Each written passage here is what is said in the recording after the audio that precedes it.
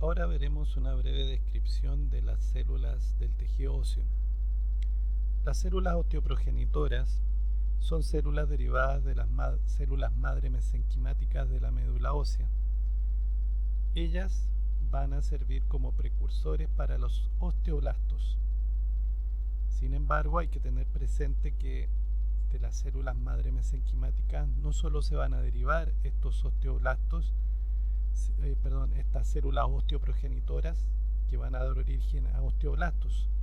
Algunas de ellas también van a dar origen a fibroblastos, a condroblastos y adipoblastos.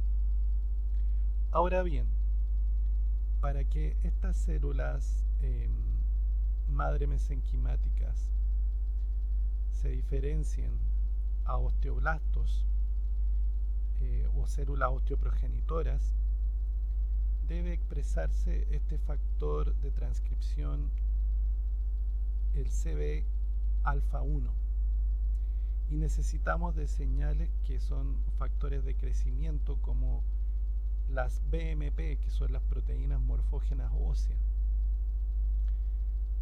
Cuando eso sucede, estas células osteoprogenitoras van a diferenciarse en osteoblastos.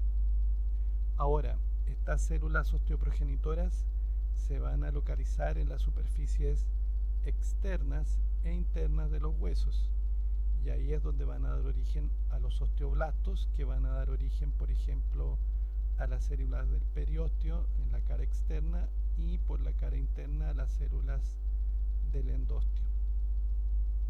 Asimismo van a dar origen a lo que son los osteocitos.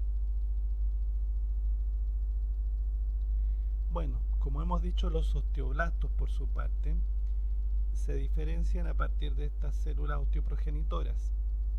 Son células que tienen gran capacidad para sintetizar matriz ósea, tienen capacidad de dividirse al igual que los fibroblastos y condroblastos, tienen múltiples prolongaciones que las conectan a otros osteoblastos y también a osteocitos. En el punto de contacto entre sus prolongaciones vamos a encontrar uniones en hendidura o también llamadas uniones comunicantes, que van a permitir el paso de señal entre estas células. Estos osteoblastos en su matriz, en la matriz ósea, van a sintetizar y secretar fibras de colágeno de tipo 1, proteínas fijadoras de calcio como la osteocalcina, la osteonectina, glucoproteínas multiadhesivas como las cialoproteínas óseas 1 y 2, la trombopondina, la osteopontina, proteoglicanos de diverso tipo y fosfatasa alcalina. Es importante que la fosfatasa alcalina actúa como un marcador de la actividad osteoblástica. ¿Okay? En esta corte visto al microscopio electrónico de transmisión, es decir, con gran aumento, podemos ver por este lado parte de las células de la médula ósea roja. Aquí podemos ver algunas células osteoprogenitoras, el núcleo, el citoplasma de la célula osteoprogenitora, y aquí vamos una capa de osteoblastos, el núcleo y el citoplasma de estos osteoblastos, aquí el núcleo y citoplasma de otro osteoblasto. Lo que vemos de aquí para acá es la síntesis de la matriz ósea. En esta parte vemos la matriz ósea recién sintetizada y aquí la matriz ósea que ya está mineralizada. Esta matriz ósea que aún no se ha calcificado, que aún no se ha mineralizado y que está próxima al osteoblasto, se denomina osteoide o se conoce como osteoide. Lo que vemos acá ya en la matriz mineralizada, vemos una laminilla ósea y otra laminilla ósea.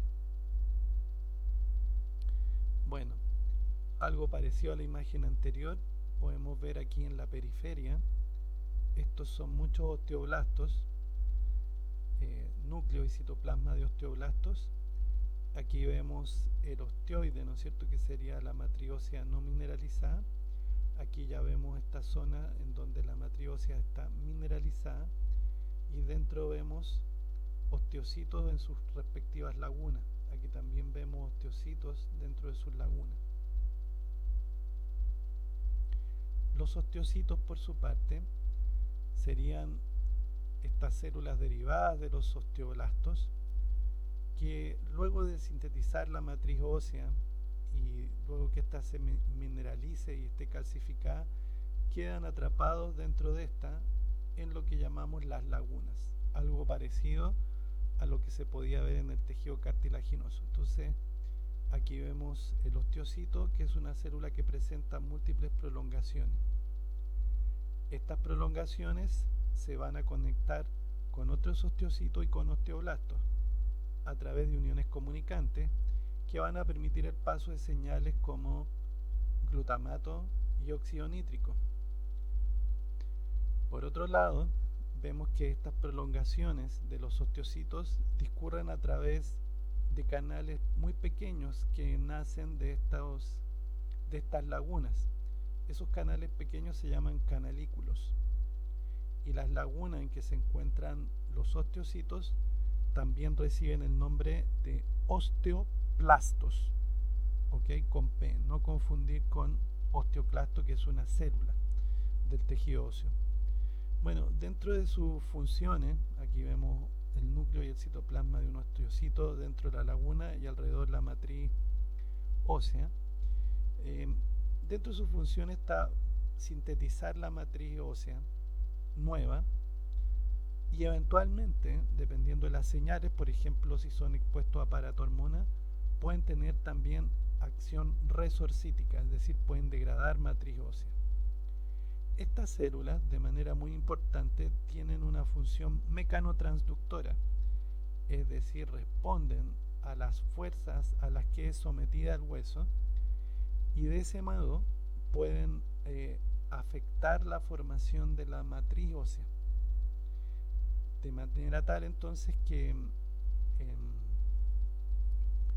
los cambios, ¿no es cierto?, en las fuerzas sobre las que se aplican en esta célula va a cambiar la expresión génica y también puede inducir procesos de apoptosis eventualmente.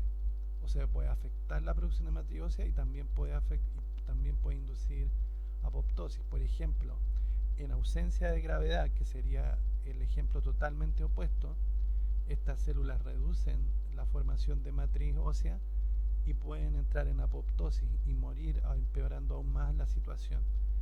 Entonces, en cambio, cuando son sometidas a muchos impactos, la densidad de las matrices óseas aumenta significativamente, como pasa con lo podríamos llamar, o el caso de lo que son los huesos de boxeadores o competidores de artes marciales, de contacto. En esta imagen vemos un aumento de tejido óseo desecado y por lo tanto estos son lagunas, o si ustedes quieren, osteoplastos, y estas líneas oscuras que se proyectan de las lagunas serían los canalículos. Todo lo que se ve de color celeste ya sería la matriz ósea. Bueno, entonces los osteocitos pueden ser encontrados en tres estados funcionales: el quiescente, en donde el osteocito tiene una baja actividad metabólica, sintetiza pocas proteínas, poco desarrollo del sistema endomembrana. El osteocito formativo, que es cuando el osteocito aumenta el desarrollo de su sistema endomembrana, está produciendo y secretando muchas proteínas, ¿no es cierto?, y está por lo tanto formando matriz ósea, matriz extracelular. El osteocito resortivo, en cambio, que vemos en esta otra imagen, en presencia de paratormona y otras señales, puede comenzar a degradar matriz ósea, como se ve aquí. Bueno, como hemos señalado, las células del revestimiento óseo le llamamos células periósticas y células endósticas. Estas, recordemos, van a derivar de osteoblastos, los que a su vez derivan de las células osteoprogenitoras.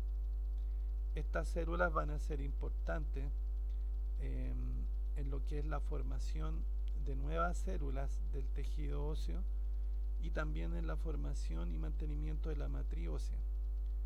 Por lo tanto, Estas células tienen que ver con el mantenimiento y la nutrición de los osteocitos de la matriz subyacente y también influyen sobre la regulación de los movimientos de calcio y de fosfato entre la sangre y el hueso. Los osteoclastos son el último tipo de célula y lo interesante es que son células muy grandes en comparación con las anteriores, multinucleadas y generalmente ubicado en las superficies de resorción. Su función es degradar la matriz ósea y al degradar matriz ósea van a formar estas lagunas o bahías de resorción que se conocen como lagunas de Houchi.